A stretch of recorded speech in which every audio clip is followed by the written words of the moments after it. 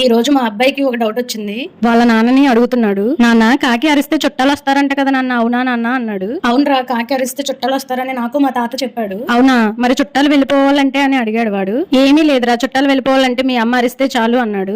వాడికి అర్థం కాలేదు నాన్న అన్నాడు. ఇప్పుడు మన ఇంటికి నా తరపు వాళ్ళు వచ్చారే అనుకో, ఏమే అని అరిచేలోపు గ్లాస్ కింద పడుతుంది. మళ్ళీ నేను ఏమే ఎదుగు అని చెప్పేలోపు పల్లెం కింద పడుతుంది. అది కాదే, ఎలారా అనే లోపు పల్లెం మీద పల్లెం వరుసగా పడుతూనే ఉంటుంది. అప్పుడు తీరిగ్గా వంటగదిలో నుంచి వచ్చి తన చీర కొంగుతో ముఖం తుడుచుకుంటూ ఏమీ తెలియనట్టు, ఏవండి పిలిచారా, అంట్లు కడుగుతున్నా. వాటికి జిడ్డు ఎక్కువగా ఉందని సోప్ ఎక్కువగా వేశాను, అందుకే చేతుల నుండి జారి కింద పడుతూనే ఉన్నాయి, చెప్పండి అంటుంది. అదే అదే అని ఇటు తిరిగి చూసేలోపు, ఏరి వీళ్ళు వాళ్ళ ఎప్పుడో వెళ్ళిపోయారు, వాళ్ళు నేను రెండోసారి కంచం పడేసినప్పుడే వెళ్ళిపోయారు అంటుంది. కాకి అరిస్తే బంధువులు వస్తారో లేదో తెలియదు కానీ మీ అమ్మ అరిస్తే మాత్రం వచ్చిన వాళ్ళు వచ్చిన దారిలోనే వెళ్ళిపోతారు అన్నాడు. చాలే, ఎప్పుడు చాడీలే చెప్తారు. అవునట్టు మనకి పెళ్లి చేసిన పంతులు గారు నిన్న బస్సు గుద్ది చనిపోయారంట. చేసిన పాపం ఊరికనే పోతుందా ఏంటి అన్నాడు.